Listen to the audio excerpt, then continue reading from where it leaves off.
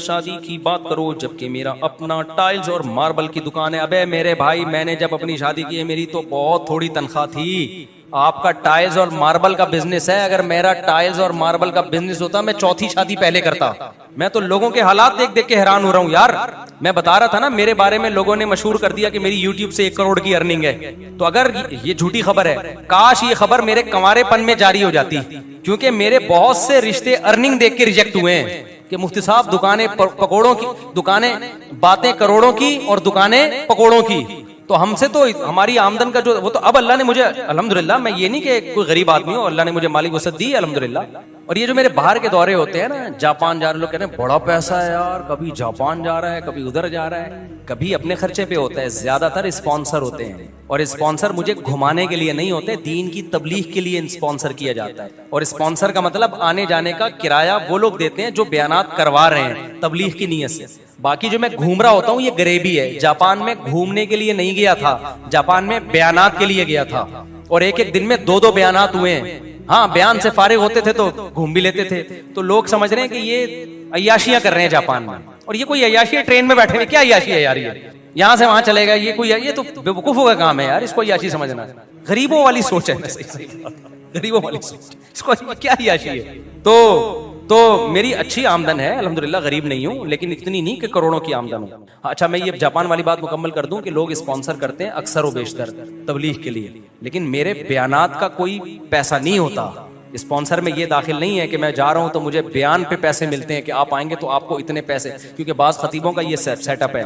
वो जब कहीं जाते हैं तो उनको स्पॉन्सर भी किया जाता है, फिर उनके अलग से पैसे भी होते हैं। उस पर मेरी तरफ से पाबंदी है। समझते हो कि नहीं समझते? भाई ठीक है, आप बुला रहे हो तो आप खर्चा दे दो। अगर आप बयान रखवाना चाहते हो तबलीग की नीयत से मैं आ जाऊंगा, बस इससे ज्यादा नहीं है। बाकी कोई किसी अपनी खुशी से तो कोई किसी को भी गिफ्ट दे सकता है। वो तो यहाँ भी लोग आते हैं, कोई मिठाई का डब्बा लेकर आ रहा है, कोई पैसे लेकर आ रहा है, कोई हलवा लेकर आ रहा है, कोई चॉकलेट लेकर आ रहा है। वो तो एक अलग सी चीज है, वो तो बाहर मुल्क में भी हो सकता है। लेकिन मेरा कोई भी बयान, जितने भी मेरी तबलीगी सफर है सारे फ्री में है। बहुत ज्यादा ये होता है कि वो आने जाने का खर्चा और वहां रिहाइश का खर्चा वो लोग उठाते हैं। वो भी खर्चे की सूरत में नहीं, रिहाइश दे देते हैं। अक्सर तो मैं घरों में ही रहता हूँ, होटलों में नहीं रहता हूँ। हाँ, कभी ऐसा भी होता है कि मैं अपने खर्चे पे चला जाऊं, कभी ऐसा भी होता है। बाज जगहों पे तो ऐसा होता है कि मैं तबलीग की जरूरत महसूस करता हूँ। वो जब मुझे बुलाते हैं तो मैं उनसे कहता हूँ अगर आप किराया नहीं उठा सकते तो ये मैं खुद अपना किराया खर्च करके आऊंगा।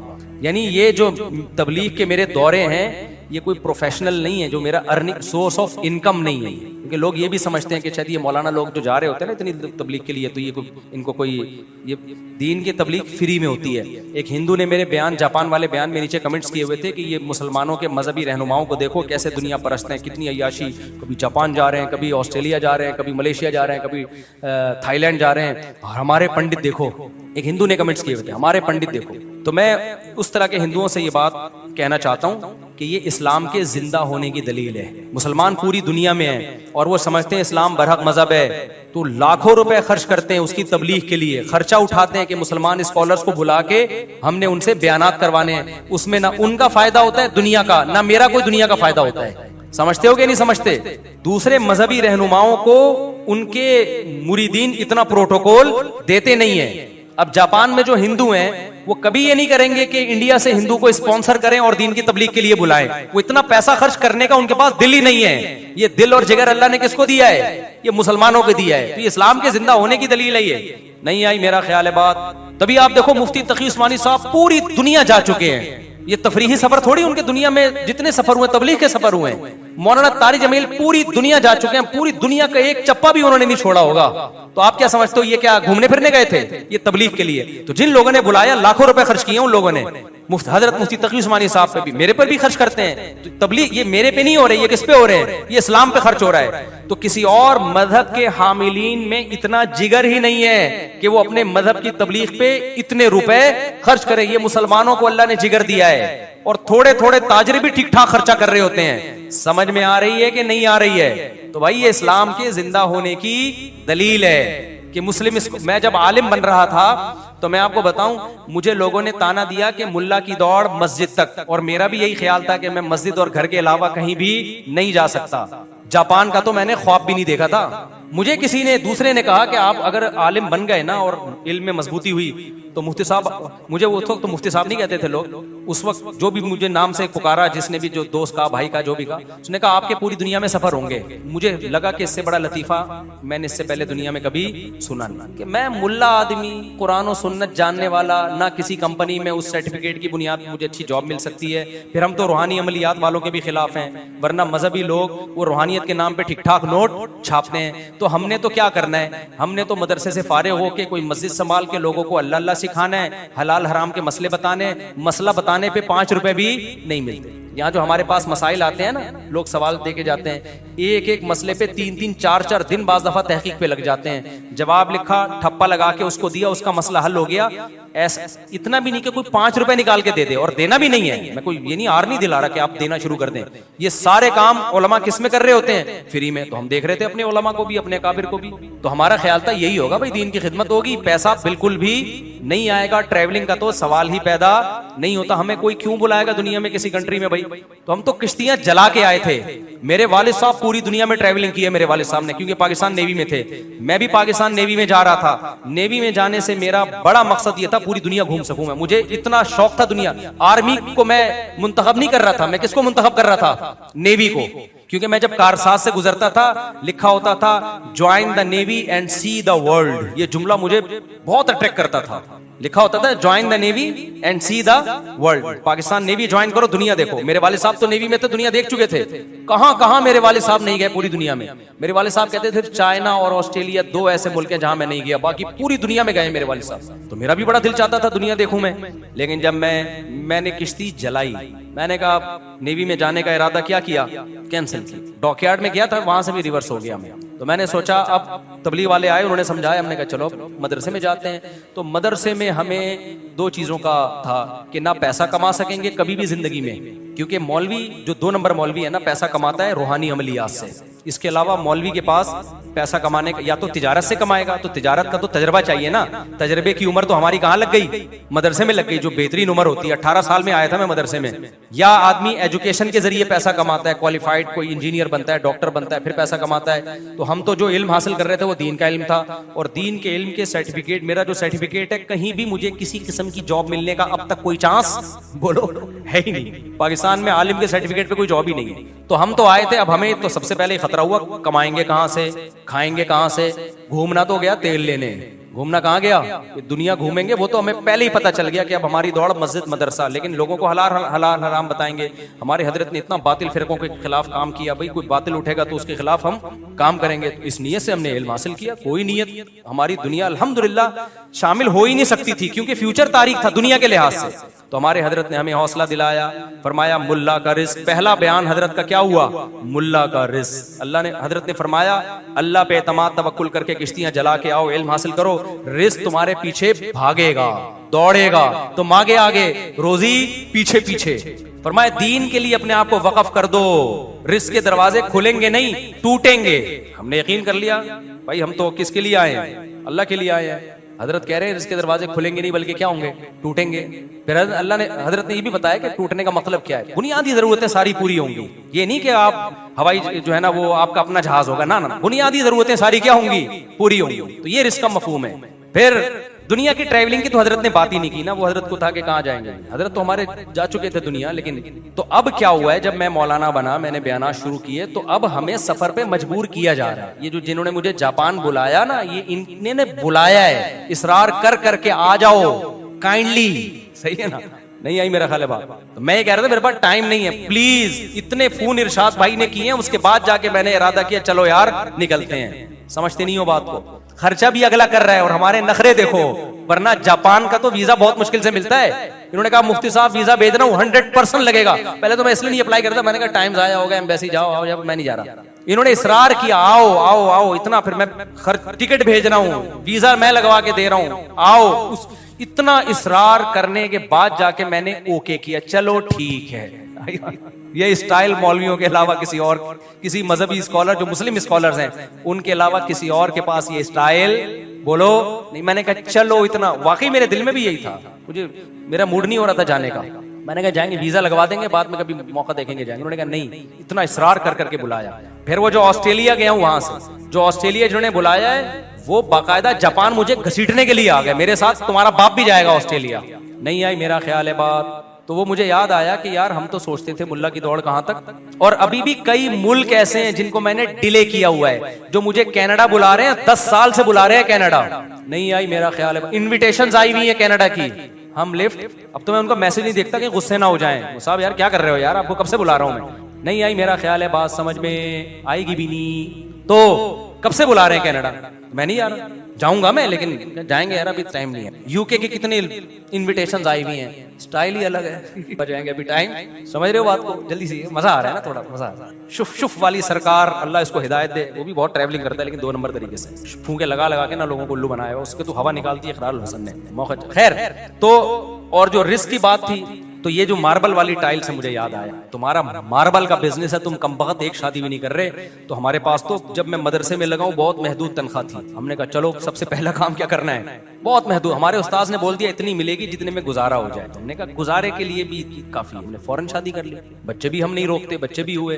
फिर हमने कहा चलो जहां एक हुई है वहां, मेरा नजरिया बन चुका था, मैंने फिर एक और कर ली, फिर एक और कर ली। तो अल्लाह ने रिस्क भी देता चला गया, आमदन भी बढ़ती चली गई। समझते हो कि नहीं समझते हो, तो आपके सामने अल्हम्दुलिल्लाह बैठा हुआ।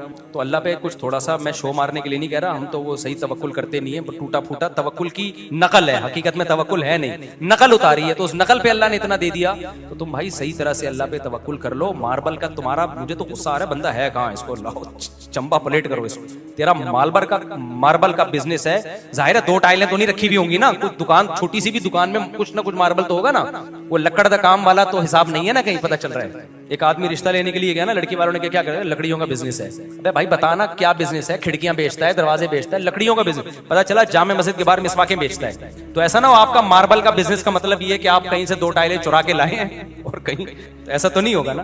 तो ऐसी सूरत में बहरहाल आपका अगर मार्बल का बिजनेस है, तो मेरा होता तो मैं तो पता नहीं पहले ही जापान जा चुका होता, और मेरी सन 2005 में इकट्ठी 4 शादियां हो जाती। तो मेरी तो लेट इस चक्कर में हुई है क्योंकि रिश्ता देता नहीं था, अब जाके चौथी मुकम्मल हुई है। इतने मेरे जैसे आदमी की इतने अरसे के बाद जाके चौथी हुई है। हालांकि कितनी अफसोस की बात है ना, जो आदमी इतनी तरकीबें दे रहा, अब जाके उसकी चौथी मुकम्मल हुई है। तो ये सारा मसला ही रोकड़े का था, रोकड़े का मसला था। तो आपको तो रोकड़े का मसला ही हल हो गया, मार्बल का बिजनेस है।